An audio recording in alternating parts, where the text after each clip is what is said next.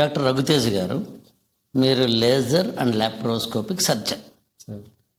Gut health అనేది ఈ మధ్య కాలంలో మనం చాలా ఎక్కువగా వింటున్న మాట. అవును. సెకండ్ బ్రెయిన్ అంటాం కడుపుని, అంటే స్టమక్. ఈ డైజెషన్ సిస్టమ్ అనేది to the best of my knowledge total entire body సిస్టమ్కి చాలా ఇంపార్టెంట్. మిగతా అవన్నీ ఎలా ఇంపార్టెంట్ అయినా గట్ హెల్త్కి సంబంధించి మీరు ఒక 3 months లేదా 90 days ప్రోగ్రామ్. అవును. అసలు ఎందుకు అలాంటి ఒక 90 days అని 90 daysని ఎందుకు ఎంచుకున్నారు? 30 రోజులు కావచ్చు కదా, Yeah. 60 రోజులు కావచ్చు కదా. సో ఫస్ట్ ఆఫ్ ఆల్ ఎందుకు అంటే ఒక అలవాటు ఒకటి అవ్వాలి అంటే it takes time. Life style shift అవ్వాలి అంటే ఒక 15 రోజులు నెల రోజుల్లో అవ్వదు. It takes time. దట్టు ఇలాంటి డైజెస్టివ్ సిస్టమ్ ఇష్యూస్ క్రానిక్గా ఉంటాయి. అంటే వాళ్ళు కొన్ని సంవత్సరాలుగా బాధపడుతుంటారు. 2 సంవత్సరాల నుండి 3 సంవత్సరాల నుండి. ప్లస్ లైఫ్ స్టైల్ డిజార్డర్ కూడా సంబంధించింది. సో అది మొత్తం షిఫ్ట్ అవ్వాలి అంటే ఇట్ టేక్స్ టైం. ఎందుకు 3 నెలలు పెట్టామంటే ఫస్ట్ నెలలో మేము రిమూవ్ చేస్తాం. అంటే ఏవైతే వాళ్ళకి ట్రిగర్ చేస్తాయి, వేస్ట్ రిమూవ్ చేయడం, ఇబ్బంది ఏవైతే పెడుతున్నాయో ట్రిగర్స్ అంటాము.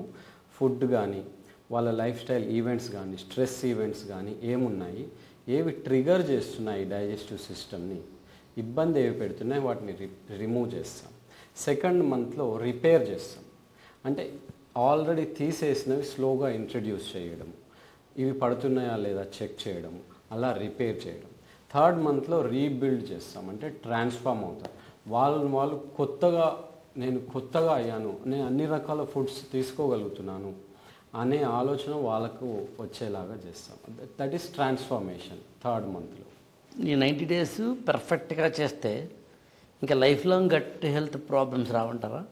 అంటే మనం అలా చెప్పలేము, 100% రావు, అసలు ప్రాబ్లమే రావు అని చెప్పలేము. బట్ అసలు నా సిస్టమ్ ఏంటి, నా డైజెస్టివ్ సిస్టమ్ ఎలా పనిచేస్తుంది, నాకు ఎలాంటి ఫుడ్స్ పడతాయి, ప్రోటీన్ ఏంటి, ఫైబర్ ఏంటి, కార్బోహైడ్రేట్ ఏంటి, యాంటీ ఆక్సిడెంట్స్ ఏంటి, నేను ఎలాంటి ప్రోబయోటిక్స్ తీసుకోవాలి, ఈ థాట్స్ మొత్తం, ఈ ఆలోచనలు మొత్తం కూడా క్లియర్ అవుతాయి.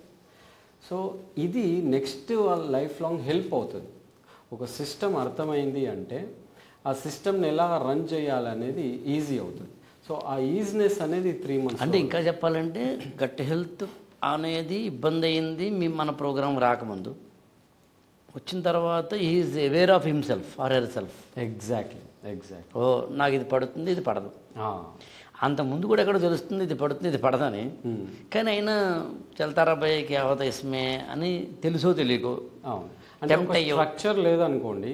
ఇప్పుడు ఒక పిల్లాడికి ఇప్పుడు మీరున్నారు, వాళ్ళు కూడా చదువుకోవచ్చు, మీరు ఐఏఎస్ కోచింగ్, కానీ మన కోచింగ్ ఎందుకు ఇస్తున్నారు?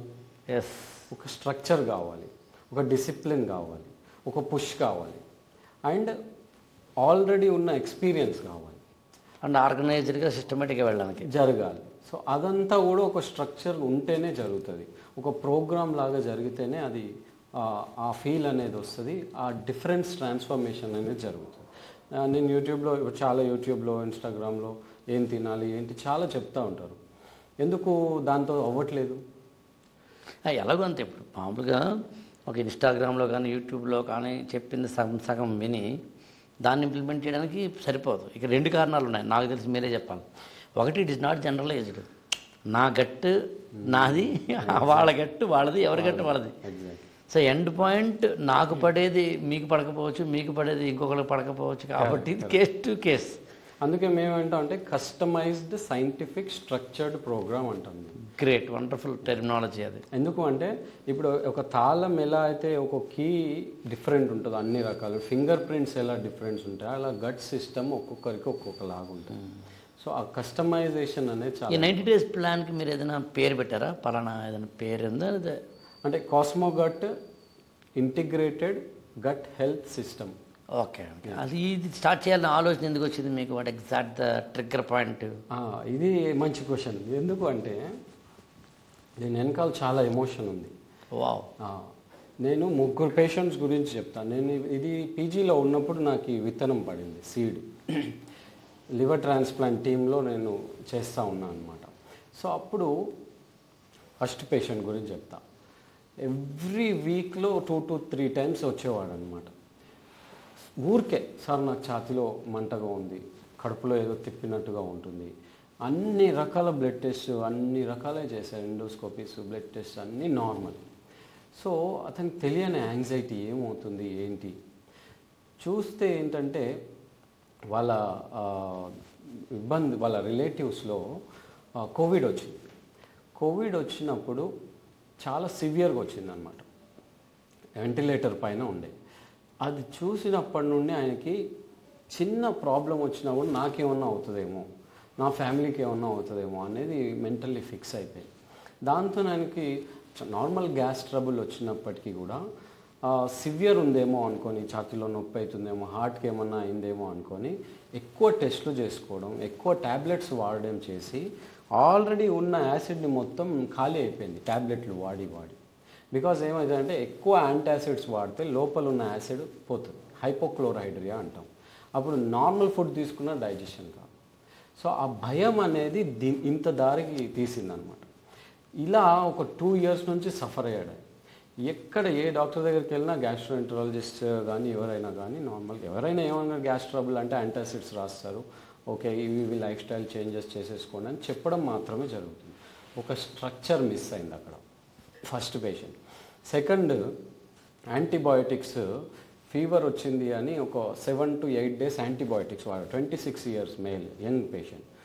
ఇట్లా 3-4 టైమ్స్ ఒకే 2 to 3 monthsలో రెగ్యులర్గా ఫీవర్ వస్తుంది, కోల్డ్ వస్తుందని నార్మల్ కోవిడ్లో అలవాటు అయినాయి ఏంటి అజిత్రోమైసిన్ తీసుకోవడం, ఏమన్నా వస్తే యాంటీబయోటిక్ ఇలా అతను స్వయంగా యాంటీబయోటిక్స్ రెగ్యులర్గా తీసుకోవడం వల్ల లోపల ఉన్న గుడ్ బ్యాక్టీరియా మొత్తం చనిపోయింది. యాంటీబయోటిక్స్ అంటే ఒక బాంబ్ లాగా గుడ్ బ్యాక్టీరియా బ్యాడ్ బ్యాక్టీరియా అన్నింటినీ చంపేస్తాయి అన్నమాట. చాలా ఇంపార్టెంట్ అవి, బట్ ఎప్పుడు యూజ్ చేయాలనేది తెలుసుకోవాలి. దీని కారణంగా లోపల ఉన్న బ్యాక్టీరియా మొత్తం చనిపోవడం వల్ల బేసిక్ ఫుడ్ కూడా డైజెషన్ అవ్వట్లేదు. ఇది రెండో కేసు. మూడోది ఏంటంటే బ్రేకప్. రిలేషన్షిప్ బ్రేకప్ అయ్యి సివియర్ డిప్రెషన్లోకి వెళ్ళిపోయింది ఒక అమ్మాయి. సివియర్ డిప్రెషన్లో ఆల్మోస్ట్ 6 months ఉన్న తర్వాత డైలీ బ్లోటింగ్. సో డిప్రెషన్కి బ్లోటింగ్కి ఏంటి ఆమె వచ్చిన కంప్లైంట్స్ ఏంటి మా దగ్గరికి? బ్లోటింగ్, నాకు కడుపు ఉబ్బుతుంది, తిన్న తర్వాత కడుపు ఉబ్బడం, ఇది కంప్లైంట్స్. కంటిన్యూస్ ఒక 3-4 weeks కంటిన్యూస్ వచ్చిన తర్వాత ఒక 45 minutes కన్సల్టేషన్ తీసుకున్న తర్వాత అర్థమైంది హిస్టరీ అంటే ఎంత ఇంపార్టెంట్ హిస్టరీ అనేది, క్వశ్చన్స్ అనేవి అప్పుడు అర్థమైంది అనమాట. అప్పుడు తెలిసింది ఏంటంటే ఆమెకు బ్రేకప్ అయింది. ఆ బ్రేకప్లో డిప్రెస్డ్గా ఉండే, డిప్రెషన్లో కొన్ని ట్యాబ్లెట్స్ వాడింది, స్లీప్ డిస్టర్బ్ అయింది. ఇదంతా కూడా ఆ లైఫ్ స్టైల్ కంప్లీట్ కూడా గట్ పైన ఎఫెక్ట్ పడింది, డైజెస్టివ్ సిస్టమ్ పైన. ఇది ఐబిఎస్కి లీడ్. అంటే ఆమెకు బ్లోటింగ్, ఇమ్మీడియట్గా మోషన్ వెళ్ళిపోవడం, ఒక 2 hours వన్స్ మోషన్, 3-4 hours ఒకసారి మోషన్ వెళ్ళడం, ఇది ఐబిఎస్కి దారితీసింది.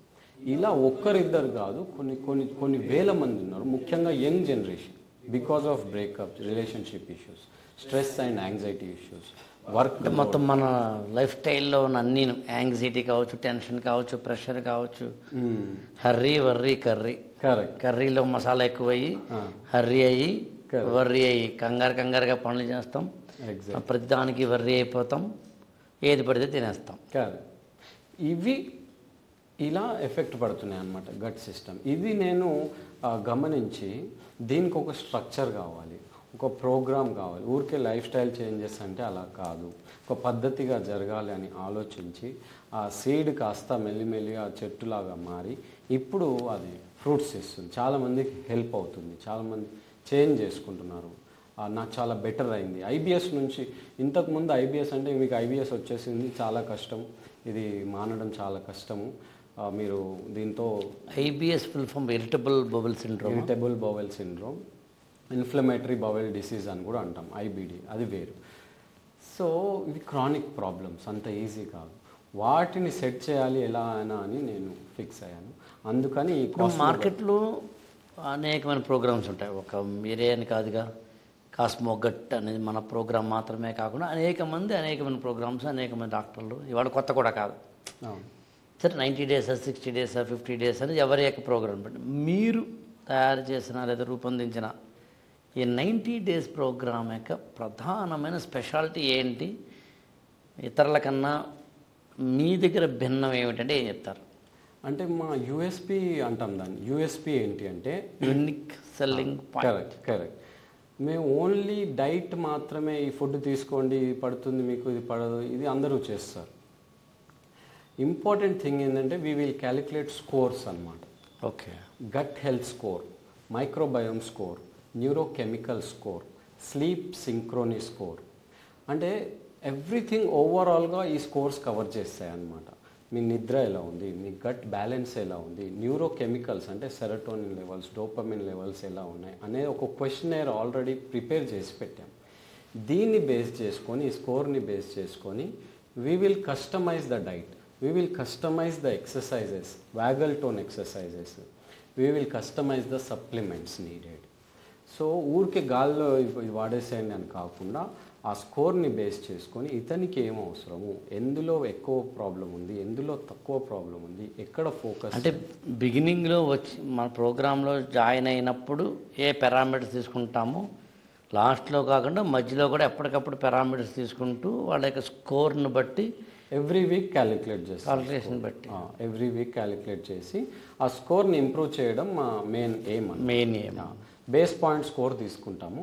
అది ఒకవేళ 30 ఉంది, 40 ఉంది అంటే 100కి అది స్కోర్ అనమాట. సో 100కి క్లోజ్గా తెప్పియడం మా మెయిన్ ఎయిమ్. ఇప్పుడు మామూలుగా ఎసిడిటీ, రిఫ్లెక్స్ యాక్షన్ ఇలాంటి వేరియస్ పదాలు ఉంటాయి బికాజ్ ఆఫ్ వేరియస్ వాళ్ళ సిమ్టమ్స్ని బట్టి. మన ప్రోగ్రాం ప్రధానంగా ఎవరికి ఎక్కువ ఉపయోగపడుతుంది? అంటే ఏ టైప్ ఆఫ్ ఏజ్ అనండి, a type of disease and disorder అనండి. ప్రోగ్రామ్ వచ్చేసి ఇది ఏంటంటే మెయిన్గా డైజెస్టివ్ సిస్టమ్ ఇష్యూస్తో బాధపడుతున్నాం. అది ఇప్పుడు గ్యాస్ ప్రాబ్లం ఉంటుంది. ఒక 3-4 రోజులకు ఒకసారి ఎక్కువ అన్నం తిన్నప్పుడు కొంచెం డైజెస్టివ్ ఇష్యూ వస్తుంది. అది కాదు, రెగ్యులర్గా ఇబ్బంది పెడుతుంది. మీ day to day life disturb అవుతుంది. దానివల్ల బ్లోటింగ్ వల్ల మీకు యాంగ్జైటీ అవుతుంది, నిద్ర పట్టట్లేదు, రాత్రి 2 గంటలకు లేచి బ్లోటింగ్ వల్ల వాకింగ్ చేసేవాళ్ళు ఉంటారు. అంటే that is disturbing something me day to day లైఫ్ని, స్లీప్ని. ఇమీడియట్గా మోషన్ వెళ్ళడం తినగానే, లేకపోతే కొంతమంది వెయిట్ లాస్ అవుతారు ఊరికే మోషన్స్ వెళ్ళడం వల్ల. కాన్స్టిపేషన్ 3-4 రోజులు అయినా కూడా మోషన్ రావట్లేదు. సో ఇలా మీకు ఇబ్బంది పెడుతుంది ఈ గ్యాస్ ప్రాబ్లం అనేది. డైజెస్టివ్ సిస్టమ్ ఇబ్బందులు అవుతున్నాయి. లేదా ఛాతి దగ్గర మంట, కంటిన్యూస్గా అట్లా పట్టుకున్నట్టుగా ఉండడం, హిక్కప్స్ వస్తాయంటే ఎక్కిళ్ళు రావడం. సో ఇవి మిమ్మల్ని ఇబ్బంది పెడితే డెఫినెట్లీ అలాంటి వారికి ఈ ప్రోగ్రామ్ సెట్ అవుతుంది. ఎక్కిళ్ళు కూడా acidity related or gut health రిలేటెడేనా? Okay okay. సో అలా ఇబ్బంది పెట్టే వాళ్ళకి ఈ ప్రోగ్రామ్ డెఫినెట్లీ హెల్ప్ చేస్తుంది. ఇప్పుడు మామూలుగా ఒక వ్యక్తికి నాకు ఇప్పుడు గట్ రీసెట్ చేయాలి, ఈ ప్రోగ్రాంలో నేను రావాల్సిందే అని అతనికి ఆమెకు తను గుర్తించాలంటే ఏ లక్షణాలు ఉంటే గుర్తించవచ్చు? బ్లోటింగ్, అసిడిటీ ప్రాబ్లం, ఛాతీలో మంట, లేదా ఇక్కడ పట్టుకున్నట్టుగా ఉండడం, ఓకే, నేను చెప్పినట్టు హిక్కప్స్ రావడం, ఎక్కిళ్ళు రావడం, లేదా మోషన్ అసలు రాకపోవడం, ఎక్కువసార్లు మోషన్స్ వెళ్ళడం, వెయిట్ లాస్ అవుతున్నారు దీనివల్ల. సో ఇలాంటి ఇబ్బందులు ఉంటే డెఫినెట్లీ ఈ ప్రోగ్రామ్ హెల్ప్ చేస్తుంది. అండ్ ఓన్లీ ఈ గ్యాస్ ట్రబుల్ ఉన్న వాళ్ళ కొరకనే కాదు, నేను లైఫ్ స్టైల్ చేంజ్ చేసుకోవాలనుకుంటున్నాను, నాకు ఎలాంటి లైఫ్ స్టైల్ ఫాలో అవ్వాలో తెలియట్లేదు, నాకు ఒక పద్ధతిగా వెళ్ళాలని ఉంది, అలాంటి వాళ్ళకు అంటే ఒకదే చెప్పాలంటే prevention is better than cure లాగా. ఎగ్జాక్ట్లీ. మొదట్లో అంత అయిన తర్వాత, చేయి దాటిపోయిన తర్వాత కడుపు చించుకుంటే కాళ్ళ మీద పడ్డట్టు కాకుండా ముందే జాగ్రత్త పడడానికి కూడా ఈ ఇంట్లోకి వెళ్ళొచ్చు. హెల్ప్ ప్రివెంటివ్గా నాకు ఏ ఆహార పదార్థాలు పడతాయి, నా లైఫ్ స్టైల్ ఎలా మార్చుకోవాలి. ఎగ్జాక్ట్లీ. మామూలుగా ఓన్లీ ప్యూర్ మెడికేషన్ లాంటిది ఏముంటాయా? అప్పుడప్పుడు ఏమైనా మెడిటేషన్, యోగా ఇలాంటివి కూడా ఏమైనా మన దాంట్లో ఉన్నాయా? మెడికేషన్స్ అయితే ఏమీ ఇవ్వము, సప్లిమెంట్స్ ఉంటాయి. ఇంపార్టెంట్ సప్లిమెంట్స్ దీనికి రిలేటెడ్ ఏమి ఇవ్వాలి, కొలాజన్, ఎల్గ్లూటమిన్ అని, ఒమేగా 3 అని చాలా ఇంపార్టెంట్వి, అది కూడా అవసరమైతే వి విల్ స్టార్ట్ అనమాట. అదర్వైజ్ ఎవ్రీథింగ్ కంప్లీట్లీ డైట్తో and physical, mental health and vagal tone exercises. So strength training ఉంటుంది, యోగా రిలేటెడ్, మెడిటేషన్ రిలేటెడ్ ఉంటుంది, వాగల్ టోన్ ఎక్సర్సైజెస్ కూడా ఉంటాయి. అండ్ థెరపీస్ ఉంటాయి, red light therapy, yellow light therapy అని వీళ్ళు explain అనమాట. అన్నీ ఇంట్లోనే వాళ్ళు చేసుకునేలా, ఎవ్రీథింగ్ ఆన్లైన్, ఫిజికల్ ఏమీ ఉండదు. అదే నేను జస్ట్ అడగబోతున్నాను యాక్చువల్గా. ఇప్పుడు హైదరాబాద్లో ఉన్న వాళ్ళే గచ్చిబౌలి నుంచి దిల్షుక్నగర్ రాలేరు, లేదా దిల్షుక్నగర్లో ఉన్న వాళ్ళు ఇంకో చోటికి వెళ్ళలేరు. హైదరాబాద్ ఉన్నవాళ్ళు ఇంకా అలాంటిది ఊర్ల నుంచి కష్టం. అవును.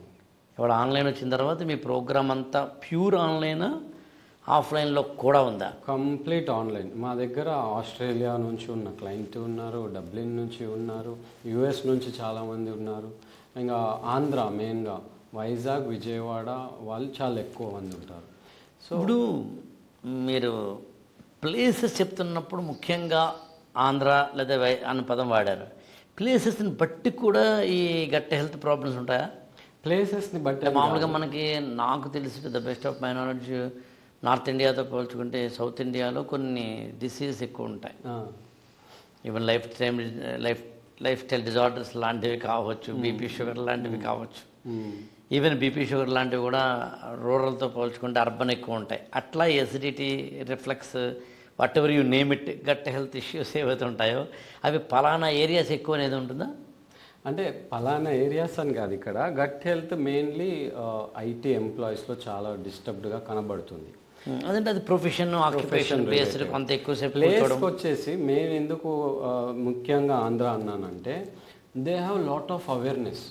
Okay okay. అంటే మేము చూస్తున్న కాంటాక్ట్, మాకు వచ్చిన కాల్స్ నుంచి కానీ చూస్తే విజయవాడ, వైజాగ్ ఈ ఏరియాస్ నుండి నంబర్ ఆఫ్ కాల్స్ చాలా ఎక్కువ వస్తాయి. Okay. Because they have that awareness. Comparatively కొంచెం ఎక్కువ అవేర్నెస్ ఉంది తెలంగాణతో పోలిస్తే అనేది మాత్రం డెఫినెట్లీ. అవేర్నెస్ వల్ల తప్ప జాగ్రఫికల్ జాగ్రఫీ రిలేటెడ్ ఉండదు. డెఫినెట్లీ అవేర్నెస్ రిలేటెడ్ చాలా బెటర్. వెజిటేరియన్కి నాన్ వెజ్ తేడా ఉంటుందా? ఉంటుంది. నాన్ వెజిటేరియన్స్కి ఈ ప్రాబ్లం చాలా ఎక్కువ ఉంటుంది. ఎందుకని అంటే అందులో కూడా కంప్లీట్ నాన్ వెజిటేరియన్ కొంతమంది ఈ రెగ్యులర్ ప్రిఫర్ చేస్తారు. దట్ టు ఇఫ్ ప్రోటీన్ తీసుకోవాలి, చికెన్ తీసుకోవాలి, ఒక సూప్ లాగా తీసుకున్నారు 2 డేస్కి ఒకసారి, that will work as protein. ఇప్పుడు ఏం చేస్తారు వీళ్ళు, ప్రోటీన్ తీసుకోవాలని కర్రీ లాగా, బిర్యానీ లాగా దాన్ని ప్రోటీన్, అది ప్రోటీన్ కాదు. It will not work as protein. So దాన్ని తీసుకునే విధానం ఉంటుంది. సో విధానం కరెక్ట్గా లేకపోవడం వల్ల ప్రాబ్లం. ఈవెన్ మసాలా ఎక్కువ అవడం వల్ల కూడా, మసాలా స్పైసెస్ ఎక్కువ యూజ్ చేయడం, ఎక్కువే ఉంటాను. అండ్ ఈవెన్ మామూలుగా నాకు తెలిసి బిర్యానీ నాన్ వెజ్ ఏవైతే ఉంటాయో అవి మిడ్ నైట్ బిర్యానీస్ ఎక్కువ ఉంటాయి when comparing with vegetarian. Exact. అర్ధరాత్రి 2ంటికి ఏమి మామూలు పప్పు అన్న పెట్ట, కానీ దానికి కూడా మీకు రీజన్ చెప్తా. ఇప్పుడు గట్ సిస్టమ్ అనేది ఒక టైమింగ్కి ఫిక్స్ అయి ఉంటుంది, సర్కేడియన్ రిథమ్ అంటాం. సో ఇప్పుడు మనం పని, ఒక అతను మన దగ్గర పని చేసే అతనే ఉన్నాడు, ఓకేనా. ఆయన టైమింగ్స్ వచ్చేసి 9 to 7 ఈ టైం వరకు బాగా పనిచేస్తాం మనమైనా సరే. ఇప్పుడు 7 తర్వాత నుంచి మళ్ళీ మార్నింగ్ 9 వరకు నువ్వు పని చేయాలి అని అన్నారు మీరు. ఎలా ఉంటుంది ఆయనకి కదా? సో సేమ్ అలాగే గట్ సిస్టమ్కి, డైజెస్టివ్ సిస్టమ్కి సర్కేడియన్ రిథమ్ ఉంటుంది. దాని టైమింగ్ ఏంటంటే ఎర్లీ అవర్స్ మార్నింగ్ నుండి ఈవినింగ్ టైం వరకు 5 or 6 వరకు దాని సిస్టమ్ అనేది డైజెషన్ పైన ఫోకస్ చేస్తుంది. After 6, 6:30 or 7 evening times or late అవర్స్లో అది రిపేర్ పైన ఫోకస్ చేస్తుంది. అంటే ఆల్రెడీ అక్యుములేట్ అయిన టాక్సిన్స్, చెత్త, మలినాలను తీసేసే దానిపైన ఫోకస్ చేస్తుంది. ఇప్పుడు నైట్ 10:30, 11, 1 గంటకు మీరు దానికి బిర్యానీ ఇచ్చారు. ఇప్పుడు అది ఫోకస్ డైజెషన్ పైన ఎక్కడ చేస్తుంది? దాని పని రిపేర్ పైన చేయాలి. సో ఎస్, డైజెషన్ పైనే చేస్తుంది, కానీ రాంగ్ టైంలో చేస్తుంది. నైట్ రిపేర్ చేయాల్సింది అది పాపం డైజెషన్ చేసుకుంటూ కూర్చుంది. ఇప్పుడు రిపేర్ ఎలా అవుతుంది? అందుకని టాక్సిన్స్ అక్యుములేట్ అవుతాయి. అవి ఎక్కడ అవుతాయి? లివర్ పైన, ఆ డైజెషన్ సిస్టమ్ మెంబ్రెయిన్స్ పైన, కోలాన్ పైన, ఎండోక్రైన్ ఆర్గాన్స్ పైన. ఇవి fatty liver, PCOD, thyroid. So endocrine organs effect అయితే ఆటోమేటికలీ ఈ ప్రాబ్లమ్స్, డయాబెటీస్. సో ఇవన్నీ కూడా by products of this life style issues. కాబట్టి మనం ఎంత కాదనుకున్నా, ఎంత మనం ఇలాంటి ప్రోగ్రామ్స్లో జాయిన్ అయినా, ఆ తర్వాత కూడా తీసుకోవాల్సిన లైఫ్ స్టైల్ మేనేజ్మెంట్ ప్రిన్సిపల్స్ మనం పెట్టుకోవాలి. ఇప్పుడు 3 నెలలు పెట్టింది అందుకే. 3 నెలలు అన్నారు కదా, నేను ఒక క్వశ్చన్ అడగాలనుకుంటున్నాను. ఫస్ట్ మంత్ అయిన తర్వాతను 15 రోజుల తర్వాతను 10 రోజుల తర్వాతను ఎంత కాదు అనుకున్నా మన హ్యూమన్ బీయింగ్స్ 98 డేస్ తర్వాత కానీ నాకు రిజల్ట్ రాదు అంటే ఉండే డిసప్పాయింట్మెంట్ వేరే ఉంటుంది. అవును. సరే ఈ ప్రోగ్రాంలో జాయిన్ అయిన నార్మల్ చెప్తున్నాను, ఏదైనా క్రానిక్ పక్కన పెడదాం, నార్మల్ ఎన్ని రోజులకి రిజల్ట్ని ఎక్స్పెక్ట్ చేస్తూ వెళ్ళొచ్చు? ప్రోగ్రాంలో జాయిన్ అయిన ఫస్ట్ మంత్లో సిమ్టమ్స్ తగ్గిపోతాయి. అంటే ఓకే. ఆ బ్లోటింగ్ ఇష్యూస్ ఉన్నా, లేకపోతే ఛాతీలో నొప్పి పట్టుకున్నట్టుగా ఉంటుంది చాలా వరకు, వాళ్ళకి ఈ సిమ్టమ్స్ తగ్గిపోతాయి ఫస్ట్ మంత్లో. అంటే 15 డేస్ టు 30 డేస్ మధ్యలో ఈ సిమ్టమ్స్ అనేవి సెట్ అయిపోతాయి. సెకండ్ మంత్లో మాత్రం వాళ్ళకు బెటర్మెంట్ ఫీల్ అవుతూ ఉంటారు, ఇంకా బెటర్గా, ఇంకా సెకండ్ థర్డ్ మంత్ మొత్తం కూడా improvement of system and overall body. Symptoms తగ్గడానికి మాత్రం ఫస్ట్ మంత్ సరిపోతుంది. వాళ్ళకి ఇబ్బంది పెడుతున్న మెయిన్ సిమ్టమ్ ఫస్ట్ మంత్లో సెట్ అయిపోతుంది. అంటే నెగిటివ్ నుంచి జీరోకి వచ్చి జీరో నుంచి పాజిటివ్లోకి వెళ్ళడం. ఇంకా సింపుల్ చెప్పాలంటే అంతే అంతే. పూర్తి ఏదైతే సిమ్టమ్స్ ఉన్నాయో వాటిని పోగొట్టుకొని సార్ న్యూట్రలైజ్ అయ్యి న్యూట్రలైజ్ ఏమో హెల్దీ గట్టి తెచ్చుకొని ఇంకా అక్కడ నుంచి వాళ్ళు మెయింటైన్ చేయడానికి వీలుగా. కరెక్ట్. ఇప్పుడు 1 మంత్ తర్వాత 15 డేస్ తర్వాత 20 మనం మామూలుగా ఆరంభ సూరత్వం అనేది మనకి అలవాటు. మంచి మొదట్లో ఏదో మనం ఇన్స్టాగ్రామ్ మీద చూస్తాం, రెచ్చిపోయి చేస్తాం, ఒక 1 మంత్ 15 డేస్ అద్భుతం రాబాయి అది, ఆ తర్వాత ఆపేస్తాం. అలా ఆపితే ఏదైనా ప్రమాదం ఉందా? అంటే రివర్స్ కొట్టడం, సైడ్ ఎఫెక్ట్స్ రావడం? లేదు, సైడ్ ఎఫెక్ట్స్ ప్రమాదం. అలాగే ఇది మెడికేషన్ కాదు కాబట్టి, ప్యూర్ మెడికేషన్ కాదు కాబట్టి. అండ్ ఇలా జరుగుతాయి కూడా. దీన్ని అరికట్టడానికి మేమేం చేసామంటే, ఇంతకుముందు మంత్లీ పే చేసుకోండి, 1 month, second month, third month అట్లా అని. అప్పుడు ఏమైంది, 1 మంత్ చేసేసి కొంచెం వాళ్ళకి ఇబ్బంది కలిగిన, లేదంటే వేరే ఏదైనా పనులలో పడిపోయి ఇంకా ఆపేయడం అట్లా. సో ఇప్పుడు ఏం చేసామంటే కంప్లీట్ 3 months ప్రోగ్రామ్ది పే చేయి. వన్స్ డబ్బులు పే చేస్తే డెఫినెట్లీ వాళ్ళ మైండ్ సెట్ అవుతుంది ఏంటి అంటే, ఓకే నేను దీన్ని ఫాలో అవ్వాల్సిందే. అది మేము గమనించాం. సో గమనించినప్పటి నుంచి కంప్లీట్ 3 months ఒకేసారి వీఆర్ ఆస్కింగ్ టు పే అనమాట. అట్లా వాళ్ళకి హెల్ప్ అవుతుంది. ఇప్పుడు మామూలుగా నేను ఐఏఎస్ కోచింగ్లో ఉన్నాను కాబట్టి స్టూడెంట్ సైకాలజీ, స్టూడెంట్ వైపు చెప్పి ఆలోచన మాకు అలవాటు. గట్ హెల్త్ కనుక బాగుంటే బ్రెయిన్ ఫంక్షనింగ్ కానీ, మెమరీ ఇంప్రూవ్మెంట్ కానీ, కాన్సన్ట్రేషన్ లెవెల్స్ పెరగడం కానీ ఇలాంటివన్నీ ఉంటాయంటారా? చాలా చాలా బెటర్గా ఉంటాయి. ఓకే. ఇప్పుడు చదువుతున్నప్పుడు వాటికి బ్లోటింగ్, కడుపులో ఏదో తేడాగా, ఇబ్బందిగా, పట్టుకున్నట్టుగా, ఏదో తిరిగినట్టుగా అనిపిస్తూ ఉంది. కాన్సన్ట్రేషన్ ఎలా అవుతుంది, ఫోకస్ ఎలా ఇంప్రూవ్మెంట్ అవుతుంది? అవును. సో ఇది చాలా చాలా ఇరిటేషన్గా ఉంటుంది.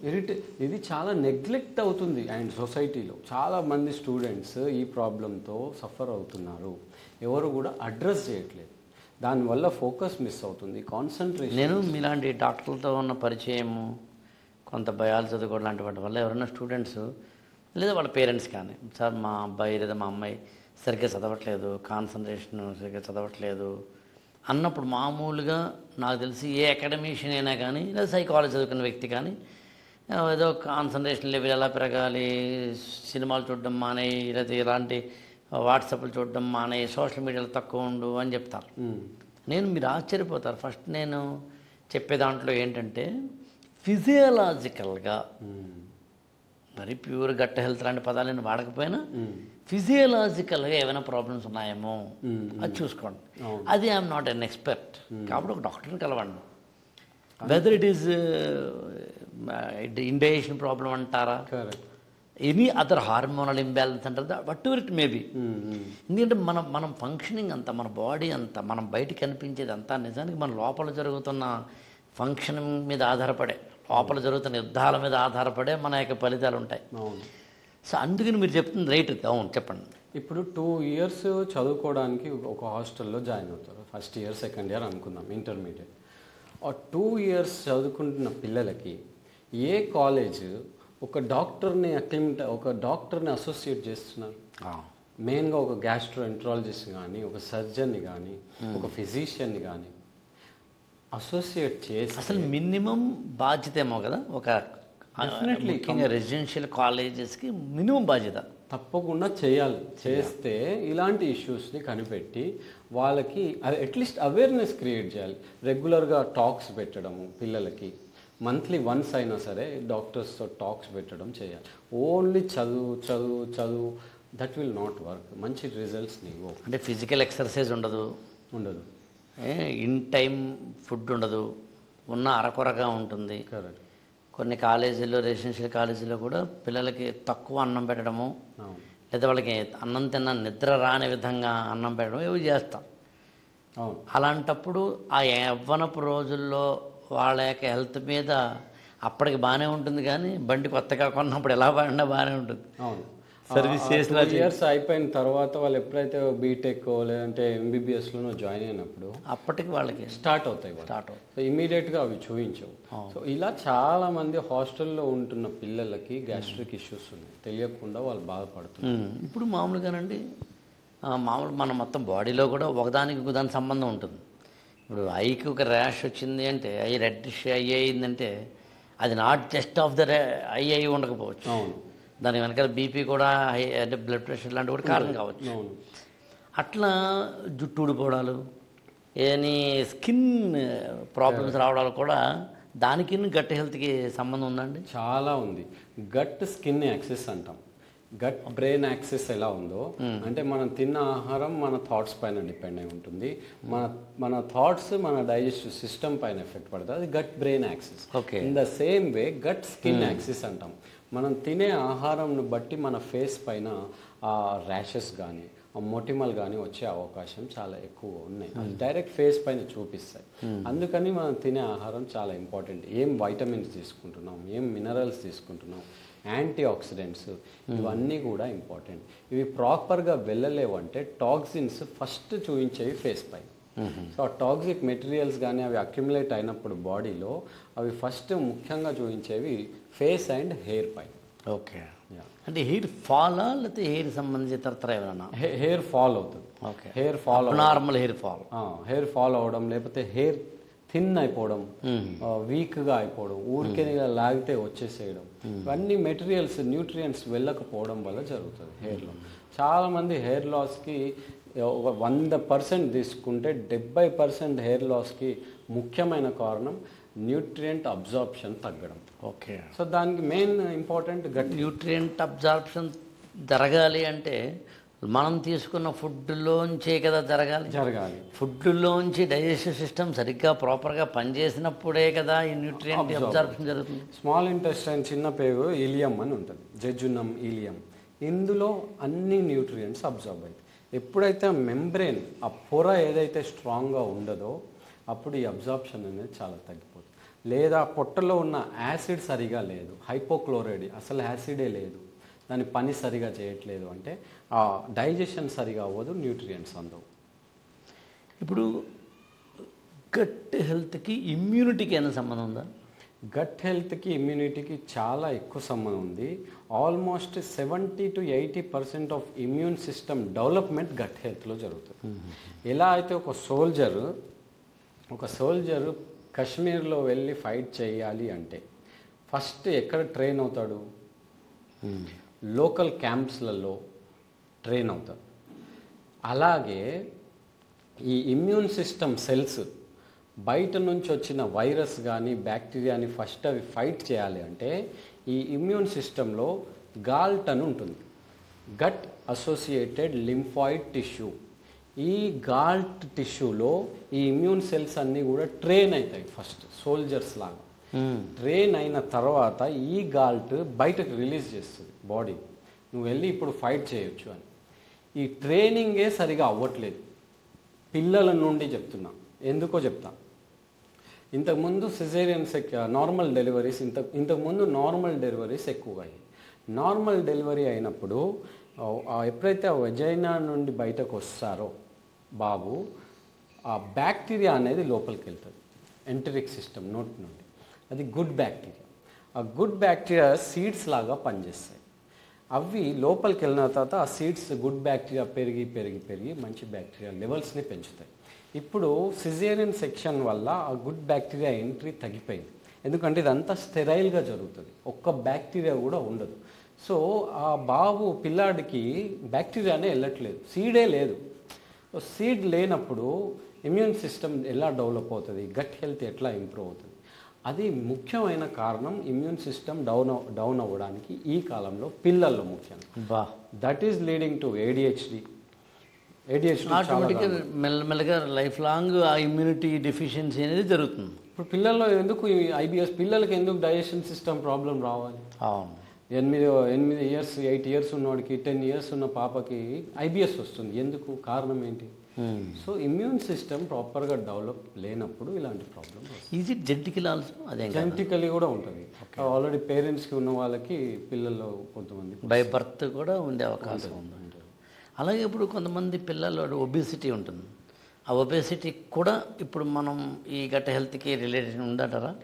Obesity, childhood obesity is completely different. వాళ్ళ లైఫ్ స్టైల్ డిఫరెంట్ ఉంటుంది. సో దానికి గట్ హెల్త్ డెఫినెట్లీ కనెక్షన్ ఉంటుంది. But childhood obesity is completely different. వాళ్ళు కంప్లీట్ అడిక్ట్ అయి ఉంటారు ఫోన్స్కి, ఎప్పుడు చూసినా ఫోన్లోనే ఉండడం లేదా కంటిన్యూస్గా తినడం. సో అలా డిఫరెంట్ ఉంటాయన్న. That is related to psychiatry again కొంతమందిలో. ఓకే. ఇప్పుడు మామూలుగా సమాజంలో మెడికేషన్ సంబంధించి కావచ్చు, ఇతర కావచ్చు, ఏవో ఒక అపోహలు ఉంటాయి. మీరు యాజ్ ఎ డాక్టర్గా గట్ హెల్త్కి సంబంధించి ప్రజల్లో ఉండే చాలా పాపులర్ అపోహలు ఏవి ఒక 3 ఉన్నాయంటే ఏం చెప్తారు మీరు? చాలా పాపులర్ అంటే నాకు తెలిసి ఇప్పుడు ప్రోటీన్ మాత్రం చాలా ఎక్కువగా మిస్లీడ్ అయిందనమాట. ప్రోటీన్ మంచిది అని ప్రతిరోజు చికెన్ తింటారు, ముఖ్యంగా జిమ్కి వెళ్ళే వాళ్ళు. ఓకే. ఎవ్రీడే నేను చూసిన వాళ్ళలో ఒక 10 పేషెంట్లు వస్తే అందులో 3-4 జిమ్కి వెళ్ళే వాళ్ళు ఉంటారు. మరి జిమ్కి వెళ్ళే వాళ్ళు ప్రాపర్గా మంచిగా ఉండాలి కదా, ఎందుకు వాళ్ళకి డైజెస్టివ్ ప్రాబ్లం వస్తుంది? ఎవ్రీడే ప్రోటీన్ రూపంలో వాళ్ళు చికెన్ని తింటున్నారు. దాన్ని ఏ రకంగా తింటున్నారు ఏంటి పక్కన పెడితే that will not help as a protein. So fibre లేకుండా ప్రోటీన్ పనిచేయదు. ఎప్పుడైనా సరే ప్రోటీన్ తీసుకుంటే దానికి ఫైబర్ యాడ్ చేయాలి, యాంటీ ఆక్సిడెంట్స్ యాడ్ చేయాలి. ప్రోటీన్ ఏం చేస్తుందంటే కొన్ని ప్రోడక్ట్స్ని రిలీజ్ చేస్తుంది. ఎప్పుడు ప్రోటీన్ తీసుకున్నా సరే ఆ ప్రోడక్ట్స్ బాడీకి మంచివి కావు. ఈ ప్రోడక్ట్స్ని రిమూవ్ చేయాలి అంటే యాంటీ ఆక్సిడెంట్స్ ఉండాలి. సో వీళ్ళు ఓన్లీ ప్రోటీన్ పైన ఫోకస్ చేస్తారు, ప్రోబయోటిక్స్ యాంటీ ఆక్సిడెంట్స్ పైన ఫోకస్ చేయరు. వాటిని ఏమనుకుంటారు అంటే కార్బోహైడ్రేట్స్ మా బాడీ పెరిగిపోతుంది, మంచివి కావు అనుకుంటారు. బట్ అందులో యాంటీ ఆక్సిడెంట్స్ ఉంటాయని మర్చిపోతారు, ప్రోబయోటిక్స్ ఉంటాయని మర్చిపోతారు. సో ఫ్లేవనాయిడ్స్ ఇవన్నీ కూడా టాక్సిన్స్ ఎప్పటికప్పుడు రిలీజ్ చేయడానికి చాలా హెల్ప్ చేస్తాయి. సో ఈ జిమ్కి వెళ్ళే వాళ్ళది ముఖ్యంగా అదొక పెద్ద మిత్ లాగా తయారవుతుంది. ప్రోటీన్ తీసుకోవాలి. That is leading to IBS, digestive system issues ముఖ్యంగా లాంగ్ టర్మ్లో. ఇప్పుడు మామూలుగా ప్రతి ప్రొఫెషన్లోనూ ఒక లాయర్ అయినా, డాక్టర్ అయినా, ఈవెన్ మాలాంటి ఐఏఎస్ కోచింగ్ అయినా మనకు మిరాక్యులస్ రిజల్ట్స్ కొన్ని చూస్తుంటాం లైఫ్లో. అసలు ఎక్స్పెక్ట్ చేయని ఒక మిరాక్యులస్ రిజల్ట్ అలా ఎవరైనా మీకు తారసపడ్డారా? మీ యొక్క ట్రీట్మెంట్లో కానీ ప్రోగ్రాంలో కానీ అలా ఇది అవదరాబాయి అనుకున్నా? నేను ఒక పేషెంట్ గురించి చెప్తాను. ఈయన ఏంటంటే సైకియాట్రీ రీహాబ్లో వెళ్ళి జాయిన్ అవుదామని ఫిక్స్ అయిపోయారు వాళ్ళ ఫ్యామిలీ అందరూ కూడా. తర్వాత ఒకరోజు నా వీడియో చూసి జస్ట్ ఈయన ఒకసారి కలుద్దామని వచ్చారు. ఆల్మోస్ట్ రీహాబ్లో జాయిన్ ఎందుకు అంటే ఆయన జాబ్ మానేసి 6 months జాబ్ మానేశాడు. ఆల్మోస్ట్ హైదరాబాద్లో ఉన్న ప్రతి డాక్టర్ని కలిసి. ప్రాబ్లం ఏంటంటే సిమ్టమ్ ఏంటి? ఎండోస్కోపీస్ ఆల్మోస్ట్ 20 సార్లు ఓన్లీ ఎండోస్కోపీస్ చేసుకున్నాడు 20 times 4 yearsలో. ట్రోపోనిన్ టెస్ట్ అంటే హార్ట్కి సంబంధించిన టెస్ట్, ఇంత ఫైల్ అనమాట. సో ఇతనికి పక్కా సైకియాట్రీ ప్రాబ్లం, ఈయన తీసుకెళ్ళి జాయిన్ చేయాల్సిందే అని అంతా ఫిక్స్ అయిపోయారు. సో అప్పుడు నా దగ్గరికి వస్తే నేను ఎవాల్యుయేట్ చేసిన తర్వాత ఏమర్థమైంది అంటే ఆయనకి డైజెస్టివ్ సిస్టమ్ ఇష్యూస్ ఉన్నాయి. ఎలాంటి సిమ్టమ్స్ చెప్పాడంటే ఆయన రాత్రి 2 గంటలకు నాకు కడుపు ఉబ్బినట్టుగా అవ్వడం వల్ల నేను లేచి నడుస్తూ ఉన్నా. నాకు 2 o'clockకి ఎవ్రీడే 2 o'clockకి నాకు డిస్టర్బ్ అవుతుంది. అప్పుడు అర్థమైంది ఏంటంటే ఓకే బ్లోటింగ్ డిస్టర్బ్ చేస్తుంది, దానివల్ల స్లీప్ డిస్టర్బ్ అయింది. స్లీప్ డిస్టర్బ్ అయ్యి పొద్దున్న లేసి వర్క్కి వెళ్ళిండు. అప్పుడు అది కూడా సివియర్ వర్క్ ఆయన చేస్తుంది, అంటే ఐటీకి సంబంధించిన వర్క్. అది ఎఫెక్ట్ పడింది, ఆ స్ట్రెస్ యాడ్ ఆన్ అయింది. ఈ యాడ్ ఆన్ అవ్వడం వల్ల తెలియకుండా ఇది మొత్తం ఆయన మెంటల్ హెల్త్ని డిస్టర్బ్ చేసింది. సో ఫస్ట్ ఆయన బ్లోటింగ్ని సెట్ చేయాలి అని చిన్న రిపేర్ చేశాం through diet and vagal tone exercises ద్వారా. ఇమీడియట్గా 20 డేస్లో బ్లోటింగ్ తగ్గింది. దీనికి collagen supplement and omega 3 add చేసినాం, చాలా బెటర్ అయింది. స్లోగా ఆయనకి ఇంప్రూవ్మెంట్ కనిపించింది. ఎక్కడికి వెళ్ళను నేను, టెస్ట్లో ఏమి చేసుకొని ఈ 3 months కంప్లీట్ చేస్తానని ఇప్పుడు 2.5 ఇంకా మన దాంట్లో జాయిన్ ఉన్నాడు. 2.5 months అయినాయి. చాలా చాలా బెటర్ అయ్యాడు. నౌ ఈ స్టార్టింగ్ ఈజ్ జాబ్ కూడా స్టార్ట్ చేద్దామని ప్లాన్ చేస్తున్నాం. అంటే అతను తనకి లైఫ్ స్టైల్ డిజార్డర్తో పాటు ఇతరత్ర ఏవైతే ఉన్నాయో వాటన్నిటిని కరెక్ట్ చేసుకోగలిగాడు కరెక్ట్, ఈ ప్లాన్లో ఉండడం వల్ల. కరెక్ట్. పర్ఫెక్ట్గా రూట్ కాజ్ ఇప్పుడు సిమ్టమ్ బేస్డ్ ట్రీట్మెంట్ జరుగుతుంది. అంటే ఛాతీలో మంట అయిందా, ప్యాంటప్రోజోల్ ఇవ్వండి. బ్లోటింగ్ అవుతుందా, రిఫాగట్ ఇవ్వండి. మోషన్ రావట్లేదా, సిరప్ డుఫలాక్ ఇవ్వండి. సిమ్టమ్ బేస్డ్ ట్రీట్మెంట్ జరుగుతుంది. Symptom based treatment long term result ఇవ్వదు. రూట్ కాజ్ బ్లోటింగ్ ఎందుకు అయింది, ఈయన ఎలాంటి పని చేస్తున్నాడు, ఈయన రిలేషన్షిప్ ఎలా ఉంది, ఈయన నైట్ షిఫ్టా మార్నింగ్ షిఫ్టా, ఈయన ఎలాంటి ఆల్కహాల్ తీసుకుంటాడా, స్మోకింగ్ తీసుకుంటాడా, కాఫీ ఎన్ని టైమ్స్ తాగుతాడు రోజులో. ఇవన్నీ క్వశ్చన్స్ ఒక క్వశ్చన్ మేము మా దగ్గర 56 క్వశ్చన్స్ ఉన్న క్వశ్చనేర్ ఉందన్నమాట. వావ్, ప్రతి క్లయింట్కి ఈ 56 క్వశ్చన్స్ క్లియర్ చేసుకున్న తర్వాత మాకు ఒక మైండ్ సెట్ అనేది అర్థమైపోతుంది. మీరు ఇప్పుడు మా వాడిన పదాల్లో ఆల్కహాల్, స్మోకింగ్ అవి సరే గట్టి హెల్త్ అనే కాదు, అసలు మామూలు హెల్త్కే ప్రమాదం. కాబట్టి గట్టి హెల్త్కి ఎలాగూ ప్రమాదం ఇప్పుడు మీరు చెప్పిన దాని ప్రకారం. కాఫీ టీలు కూడా కారణమా? అంటే there will be a limit అనమాట. ఇప్పుడు బ్లాక్ కాఫీ తీసుకున్నారు, డైలీ ఒకసారి తాగుతారు మార్నింగ్ టైంలో, అందులో కొంచెం గీ యాడ్ చేశారు. This will work as a bullet coffee. అది మీకు ఎనర్జెటిక్గా ఉంటుంది అండ్ గుడ్ ఫ్యాట్ అందుతుంది గీ ద్వారా. అది కూడా మంచి గీ వాడితే that will be useful. Daily once అయితే ఓకే నడుస్తుంది. ఇప్పుడు కాఫీ ఎలా తీసుకుంటారంటే 3-4 సార్లు 5 సార్లు ఇంకా ప్రపంచ కాఫీలోని కషాయం వల్ల ఎసిడిటీ కారణమవుతుందా, మిల్క్తో కలవడం వల్ల అవుతుందా? మిల్క్తో కలవడం వల్ల ఎక్కువగా అవుతుంది. ఎందుకంటే మిల్క్ తెలియకుండా ఇన్ఫ్లమేషన్ని క్రియేట్ చేస్తుంది. Okay okay. So milk black coffee మంచిదా మామూలు నార్మల్ కాఫీ కన్నా? మంచిది అంటే once of course limit with అతి సర్వత్ర వజయేత్ అన్నారు ఏదైనా. కరెక్ట్. సో ఇంకా స్ట్రెస్ ఉంది కదా అని కొంతమంది 4-5 సార్లు వాళ్ళకు కానీ లైఫ్లో స్ట్రెస్ నాకు కానీ ఉందని ఫీల్ అయ్యి 4-5 కాఫీలు తాగుతారు రోజు. అది జీఈఆర్డీ ఇక్కడ ఉన్న స్పింక్టర్ని లూజ్ చేస్తుంది, దాంతో జీఈఆర్డీ అవుతుంది. కాఫీ కన్నా టీ ప్రమాదమా, టీ కన్నా కాఫీ ప్రమాదమా? ఈ రెండింటికన్నా బ్లాక్ కాఫీయా, ఏది బ్లాక్ టీయా? టీ కన్నా కాఫీ ప్రమాదం. ఓకే, ఓవర్ అయితే మాత్రం టీ కన్నా కాఫీ. అదే ఓవర్ అయితేనే నా ఉద్దేశం. ఓవర్ అయితే మాత్రం టీ కన్నా కాఫీ ప్రమాదం. ఎందుకంటే అడిక్షన్ అవుతారు, దాని నుంచి బయటకు రావడం అంతే. టీ కూడా అవ్వచ్చు కదా అడిక్షన్. టీ కన్నా కాఫీకి ఎక్కువ అడిక్టివ్ కెఫైన్ వల్ల ఆ కెపబిలిటీ ఆఫ్ అడిక్షన్ కెఫైన్కి ఎక్కువ ఉంటుంది కాబట్టి. అయితే నాకు అర్థమైంది ఏంటంటే మీరు సబ్జెక్టు కరెక్షన్ చేయండి. మినిమం అయితే గ్రీన్ టీ తాగు, గ్రీన్ టీ కన్నా పర్లేదు అనుకుంటే కనుక కొంచెం హై లెవెల్ అనుకుంటే కనుక టీ తర్వాత బ్లాక్ కాఫీ దాని తర్వాత పైన ఉన్నది ఎక్కువసార్లు తాగడం. అంటే ఎక్కువసార్లు తాగితే మరీ ప్రమాదం, తక్కువసార్లు తాగితే ఏదైనా పర్లేదు. లిమిటెడ్గా తాగడం కాకుండా ఇంకొంచెం అనుకుంటే కనుకేమో బ్లాక్ కాఫీ కన్నా పర్లేదు అనుకుంటేనేమో టీ కన్నా పర్లేదు గ్రీన్ టీ. ఏదైనా ఎక్కువ వద్దు. టీ కూడా ఆన్ అండ్ ఆఫ్ ఏదైనా ఎక్కువ వద్దు అంతే. ఏదైనా నిమ్మకాయ అంటే లెమన్ జ్యూస్ అనొచ్చాము కదా, లెమనాయిడ్. ఈ నిమ్మకాయ తాగడము, అది నిమ్మకాయ జ్యూస్ నా ఉద్దేశం, నిమ్మకాయ రసం అంటాం కదా, అలాంటివి తాగడం వల్ల ఎక్కువ ఎసిడిటీ వస్తుందా?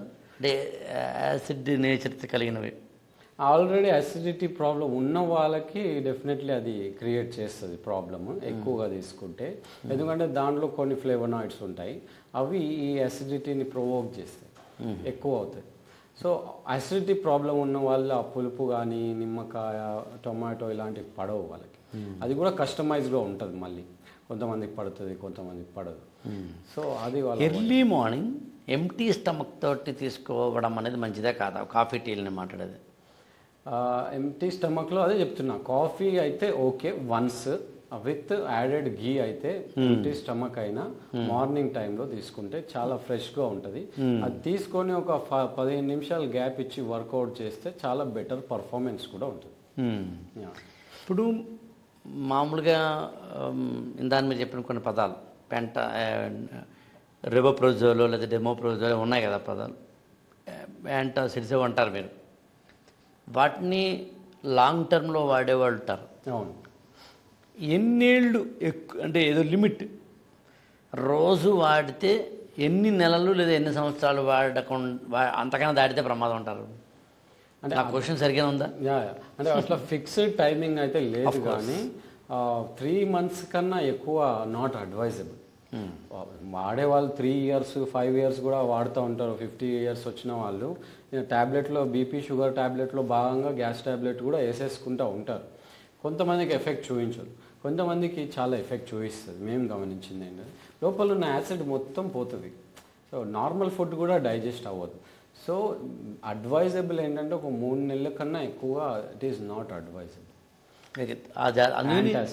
అందుకని అదే పరిస్థితి ఉంటే కనుక ఈ కాస్మో గట్ హెల్త్ ప్రోగ్రామ్ లాంటి వాటిలో జాయిన్ అయ్యి వెరీ బిగినింగ్లోనే క్యూర్ చేసుకోవడం మంచి. ఎగ్జాక్ట్లీ. ఒక స్ట్రక్చర్, ఇది కాస్మో గట్ట ఏ గట్ట అనేది పక్కన పెడితే ఒక స్ట్రక్చర్డ్గా మీకు ఏదైనా అందిస్తుంది అంటే డెఫినెట్లీ సైన్స్ యాడ్ అయ్యి ఉండాలి. ఇప్పుడు చాలామంది స్ట్రక్చర్ ఫాలో అవుతారు, బట్ సైన్స్ని మళ్ళీ మిస్ అవుతారు. సో సైన్స్ అండ్ స్ట్రక్చర్ అనేది ప్రాపర్గా వెళ్ళాలి, అప్పుడు కానీ పనిచేయదు. నేను మిమ్మల్ని ఒకసారి కలిసినప్పుడు కొలాన్ హైడ్రోథెరపీ అని ఒక పదం వాడారు. ఈవెన్ నేను మీ క్లినిక్కి సరదాగా వచ్చినప్పుడు కూడా మీరు మీ హాస్పిటల్లో చూపించారు నాకు. అవును. What is exactly that? Colon hydrotherapy అంటే ఒక మెషిన్ అనమాట. అది క్లిన్సింగ్ ఆఫ్ కోలాన్ అంటే పెద్ద పేగు. ఆ పెద్ద పేగులో ఎన్నో ఇయర్స్ నుండి ఆ వాల్స్కి జమ అయిపోయి ఉన్న మెటీరియల్ ఏదైతే ఉంటుందో అది క్లీన్ చేసుకోవాలి. ఇది వీళ్ళకే, ఈ ప్రాబ్లం ఉన్న వాళ్ళకి, డైజెషన్ ప్రాబ్లం ఉన్న వాళ్ళకి అనే కాదు, నార్మల్గా ఇన్ జనరల్ కూడా ఆన్ అండ్ ఆఫ్ అప్పుడో ఇప్పుడు వన్స్ క్లీన్ చేసుకుంటే చాలా బెటర్. ఎవరికి ఎక్కువగా వాడతామంటే కాన్స్టిపేషన్, క్రానిక్గా మోషన్ మలబద్ధకం ప్రాబ్లం ఉన్న వాళ్ళకి కొలాన్ హైడ్రోథెరపీ అనేది చాలా బాగా పనిచేస్తుంది. ఎనిమా అనేది ఒక పదం ఉంది కదా, అది ఇది ఒకటేనా? ఎనీమా వేరు. ఎనీమా ఏంటంటే మోషన్ ప్లేస్ హోల్ అయితే ఉంటుందో దాంట్లోకి ఇలా మగ్గు లాగా ఉంటుంది. ఆ మగ్గు నుంచి వాటర్ వెళ్తుంది. అది కోలాన్ వరకు, లేదంటే కంప్లీట్ కోలాన్ని క్లీన్ చేయలేదు, ఓన్లీ రెక్టము దానికి ఉన్న కొంచెం దూరం వరకు మాత్రమే వెళ్ళదు. ఈ మెషిన్ ఏంటంటే ఇది పుష్ చేస్తుంది కొంచెం లోపల మొత్తం పెద్ద పేగు ఎండ్ వరకు కూడా ఆ వాటర్ కూడా మనం వాడేది ఆల్కలైన్ వాటర్ అంటాం. సో అది డిటాక్స్ చేస్తుంది మొత్తం ఆ పేగుని మొత్తం. సో ఆ మెషిన్ క్లీన్ అయ్యేది మొత్తం మనకు క్లియర్గా కనబడుతుంది. అంటే అది మోషన్ లాగా ఎల్లో కలర్లో అట్లా డిస్టర్బింగ్ లాగా ఉండదు, ఆ బ్లాక్ కలర్ లాగా చూపిస్తుంది విజువల్స్. సో ఆ డీటాక్స్ ఎప్పుడైతే మీకు ఇంత మలినం నాలో నుంచి వెళ్ళిపోతుందనే మైండ్లో ఫిక్స్, సైకలాజికల్గా హెల్ప్ చేసే మెషిన్ అది.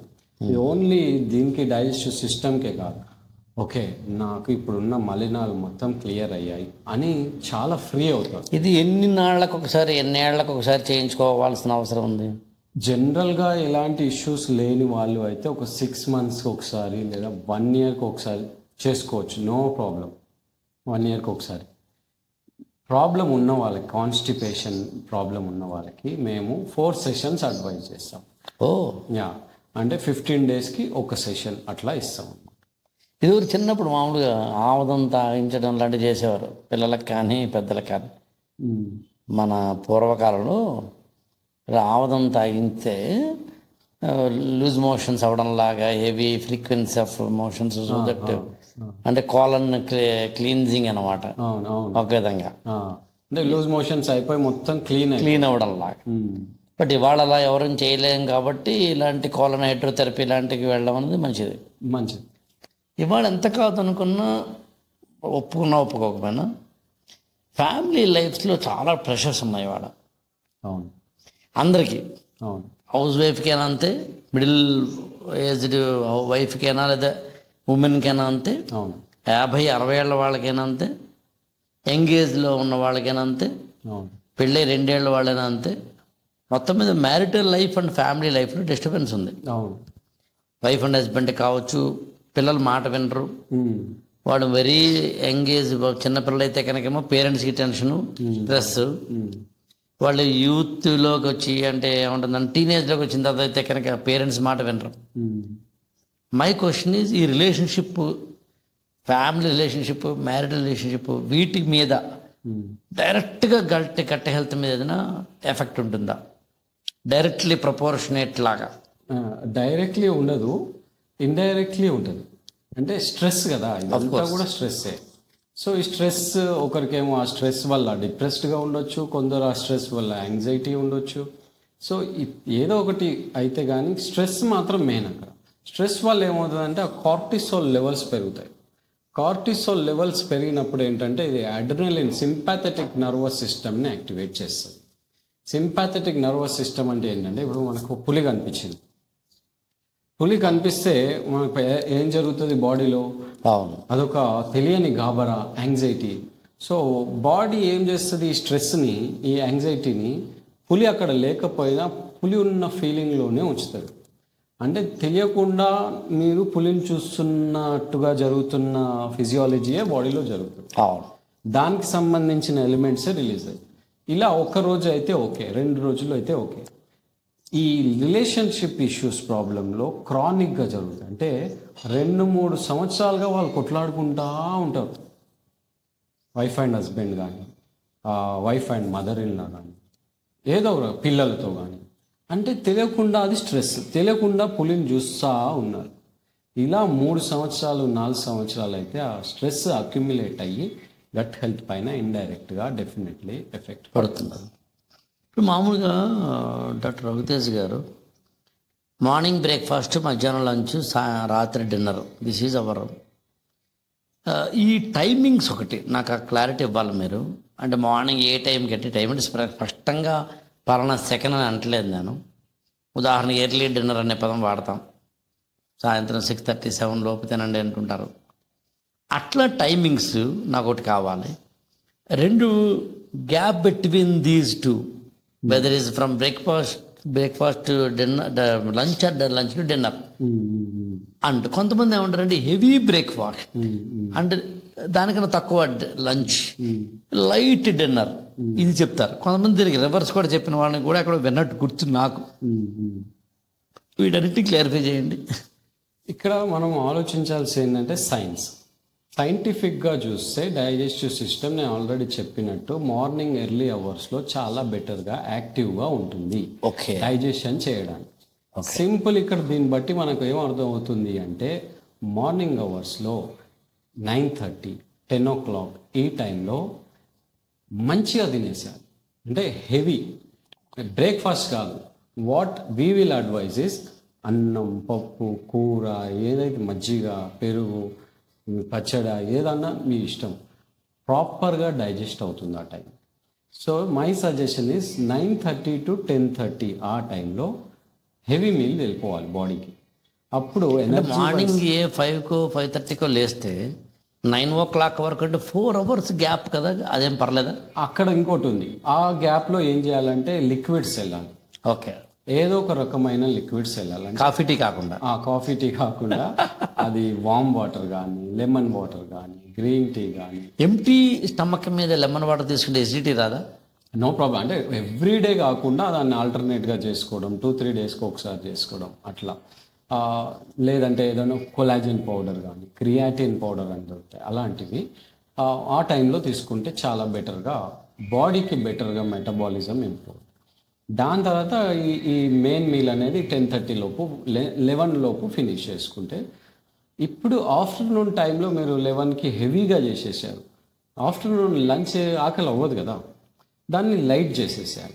అంటే అక్కడ యాంటీ ఆక్సిడెంట్స్ని పుష్ చేయడం, ఓకేనా, ఫైబర్ని పుష్ చేయడము, అంటే salads, fruit with butter milk కొంచెం గ్యాప్ ఇచ్చి అట్లా ఆఫ్టర్నూన్ టైం చేసేసుకోవాలి. ఇప్పుడు ఆఫ్టర్నూన్ మీరు హెవీ మీల్ తీసుకోలేదు, ఆబ్వియస్లీ మీకు తొందరగా ఆకలి అవుతుంది. సో ఆబ్వియస్లీ ఆకలి అవుతుంది కాబట్టి డిన్నర్ మీరు ఎర్లీగా ఫినిష్ చేసే ప్రయత్నం చేస్తారు. అరౌండ్ 7, 6:30 ఆర్ 5:30 to 7 మధ్యలో డిన్నర్ ఫినిష్ అయిపోవాలి. ఆ డిన్నర్ కూడా అప్పుడు రాత్రి ఎన్ని పడుకోవాలి? 9:30, 10:30 మధ్యలో పడుకునే వాళ్ళకి ఇది వర్కౌట్ అవుతుంది. నేను 12కి 1కి పడుకుంటా, వర్కౌట్ కాదు తీసుకుంటా అంటే ఆబ్వియస్లీ ఎందుకంటే అన్ని గంటల పాటు ఎంటీ స్టమక్ ఉండలేదు. అది 12 o'clock మళ్ళీ తింటారు వాళ్ళు, అది రివర్స్ కొట్టి అనవసరంగా కొంచెం లేట్ చేసుకోవాలి. కానీ ఇప్పుడు మీరు చెప్పింది సాధ్యం కావాలంటే మన ప్రస్తుతం ఉన్న ప్రొఫెషనల్ లైఫ్ సాధ్యం కాదు కదా. అంటే అనుకుంటే సాధ్యం అవుతుంది. ఇప్పుడు నైట్ షిఫ్ట్ లేని వాళ్ళకు కాకుండా, నైట్ షిఫ్ట్ ఉన్న వాళ్ళకి కాకుండా మిగతా వాళ్ళందరికీ కూడా సాధ్యం. ఎందుకు కాదు అంటే నైట్ షిఫ్ట్ వాళ్ళకి మామూలు వాళ్ళతో పోల్చుకుంటే ఈ గట్ హెల్త్ ప్రాబ్లమ్స్ ఎక్కువ ఉంటాయా? చాలా ఎక్కువ ఉంటుంది. ఎందుకంటే డైజెస్టివ్ సిస్టమ్ అండ్ మన బయోలాజికల్ క్లాక్ని న్యాచురల్గా డిస్టర్బ్ అవుతుంది అక్కడ. అంటే నైట్ పడుకోవడానికి బాడీ డిజైన్ అయి ఉంది, దాన్ని రివర్స్ చేస్తున్నాము. నైట్ తినకుండా ఉండడానికి బాడీ డిజైన్ అయి ఉంది. వాళ్ళు ఆబ్వియస్లీ పని చేస్తారు కాబట్టి ఏదో ఒకటి తినాలనిపిస్తుంది, వాళ్ళ తప్పు కాదు, క్రేవింగ్స్ వస్తాయి. సో వాళ్ళకి తెలియకుండానే ఎక్కువ శాతం ప్రాబ్లం ఉంటాయి, గట్ ఇష్యూస్ ప్రాబ్లం. ఇప్పుడు కొంతమంది ఏం చేస్తారంటే ఉపవాసాలను ఉంటారు. వారానికి కొంతమంది ఉండొచ్చు, సోమవారం శనివారం లాగా, కార్తీక మాసం లాంటి వాటి అయితే గ్యారెంటీ ఉంటారు వారానికి ఒకటి. అలా కాకుండా నెలకు ఒకసారి ఏకాదశను డిపెండింగ్ ఆన్ ద సిచ్యుయేషన్ ఉంటారు. అది మంచిది అంటారండి గట్టి హెల్త్ పరంగా? చాలా మంచిది. ఫాస్టింగ్, ఇంటర్మీడియట్ ఫాస్టింగ్ అంటాము. ఏంటి తేడా ఏంటండి? ఫాస్టింగ్ అంటే ఒక రోజు మొత్తం ఫాస్టింగ్లో ఉన్నారు, ఓకే, ఏమీ తీసుకోలేదు, ఏదో వాటర్ అట్లా తీసుకున్నారు. ఇంటర్మీడియట్ ఫాస్టింగ్ అంటే టైం రెస్ట్రిక్టెడ్ ఈటింగ్ అన్నమాట. టైం, ఈ స్పెసిఫిక్ టైం నుండి ఈ స్పెసిఫిక్ టైము నేను డేలో ఈ గ్యాప్ మధ్యలోనే నా ఫుడ్ తినడం అనేది ఉంటుంది. ఈ టైం దాటితే నేను ఇంకేం తీసుకోను అనేది ఇంటర్మీడియట్ ఫాస్టింగ్. అంటే ఇప్పుడు మార్నింగ్ 9 o'clock నుండి ఈవినింగ్ 5 o'clock వరకు మాత్రమే ఈ మధ్యలోనే నేను ఏమన్నా తింటా. అది బిర్యానీ కానివ్వండి, అది ఫిష్ కానివ్వండి, అది ఏదైనా పప్పు కానివ్వండి, ఏదైనా సరే ఈ గ్యాప్లో తింటా. ఈ 5 దాటిందా మళ్ళీ మార్నింగ్ 9 వరకు నేను ఏమి తినను అనేది intermediate fast. It is a time restricted eating.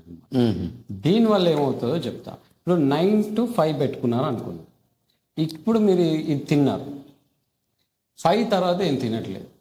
ఈ మార్నింగ్ నుండి 5 వరకు తిన్నది కొంచెం కొంచెం డైజెస్ట్ అవుతుంది. ఈ 5 నుండి 9 వరకు, మార్నింగ్ 9 వరకు ఏమవుతుందంటే ఈ డైజెస్ట్ చేసింది బాడీకి అబ్జర్వ్ అవుతుంది. అంటే గట్కి చాలా టైం దొరుకుతుంది బాడీకి అందించడానికి. అలా ఎనర్జెటిక్గా ఆటోమేటిక్గా మీరు మార్నింగ్ ఎనర్జెటిక్గా ఉంటారు. ఎందుకు? మీరు నిన్న తిన్నది సాయంత్రము గట్టు బాడీకి అందించింది, ఆ మినరల్స్, న్యూట్రియంట్స్ అన్నీ బాడీకి అందినాయి. అందినప్పుడు మాత్రమే ఎనర్జెటిక్గా ఉంటారు. అవి ఎప్పుడైతే అందవో బ్రెయిన్ ఫాగ్, అంటే పొద్దున్న లేవగానే చాలామందికి మబ్బుగా దిమ్ముగా ఉంటుంది. దానికి కారణం ఈ అబ్సార్ప్షన్ అనేది టైంకి జరగకపోవడం. ఇప్పుడు వాటర్ ఇంటేక్, మంచినీళ్ళు తీసుకోవడం అనేది రోజుకి ఎన్ని లీటర్లు తీసుకోవాలి అని దాన్ని నేను అడగట్లేదు. కొంతమంది భోజనం చేయడానికన్నా ముందు వాటర్ తాగి, భోజనం చేస్తున్నప్పుడు వాటర్ తాగకుండా, తర్వాత కూడా తాగకుండా ఉండడం, తర్వాత వెంటనే తాగకుండా ఉండడం. కొంతమంది మధ్యలో తాగుతారు, భోజనం చేస్తుంటారు తాగుతుంటారు, భోజనం తాగుతుంటారు. కొంతమంది భోజనం చేస్తున్నప్పుడు తాగకుండా చివరిలో తాగుతారు. ఈ మూడిలో ఏది బెస్ట్ అంటారు గట్టి హెల్త్కి? భోజనం చేసే ముందు ఒక 1 hour ముందు కొంచెం తాగొచ్చు. భోజనం అయిపోయిన ఒక 1/2 hourకి తీసుకోవడం బెటర్. ఇమీడియట్గా తాగడము లేదా మధ్యలో తాగడం నాట్ అడ్వైస్. భోజనం చేయగానే ముందే తాగచ్చు, ముందు ఒక 1 hour ముందు, 45 minutes ముందు తాగడం బెటర్. డైజెస్టివ్ సిస్టమ్ యాక్టివ్ అయిపోతుంది. బట్ అటు తిరిగి అస్సలు నాట్ అడ్వైజబుల్ అంటే మాత్రం భోజనం చేస్తూ ఉండగా తాగడం. చేస్తూ ఉండగా తాగడం, అది కూడా ఎక్కువ మొత్తం ఒకేసారి ఒక గ్లాస్ అంతా తాగడం నాట్ అడ్వైజ్. ఒక 2-3 జస్ట్ సిప్ చేయడం అనేది మళ్ళీ యూస్ఫుల్లే, because it helps in the digestion, neutralization కొరకు. కారణం ఏంటంటారు? ఇప్పుడు నేను తింటున్నాను, తాగుతాను, ఒక గ్లాసులు ఫుల్గా తాగుతాను, నష్టం ఏంటి? ఇప్పుడు ఫుడ్ లోపలికి వెళ్తుంది, వాటర్ కూడా లోపలికి వెళ్తుంది. ఇమీడియట్గా ఫుడ్ వాటర్ కిందికి వెళ్ళిపోదు, చిన్న పేగులో స్టమక్లో ఆగిపోయి ఉంటాయి. ఓహో. ఇప్పుడు 2 ఆగిపోయినాయి. ఇప్పుడు లోపల యాసిడ్ కూడా ఉంటుంది. ఆ యాసిడ్ న్యూట్రలైజ్ అయిపోతుంది, దాని శక్తి తగ్గిపోతుంది. దాని శక్తి పవర్ తగ్గినప్పుడు డైజెషన్, ఆ ఫుడ్ 15 నిమిషాల్లో డైజెస్ట్ అవ్వాల్సింది దానికి అరగంట పడుతుంది. అంటే అరగంట సేపు ఇక్కడే ఉండిపోతుంది. ఇక్కడే ఉన్నప్పుడు అరగంట సేపు మీకు ఈ జీఆర్డి ప్రాబ్లం ఉన్న వాళ్ళకి, యాసిడిటీ ప్రాబ్లం ఉన్న వాళ్ళకి ఇది పైకి వస్తూ ఉంటుంది. అందుకని వాళ్ళకి మంటగా, తినగానే మంటగా అవ్వడం, ఇట్లాంటి ప్రాబ్లమ్స్ వస్తాయి.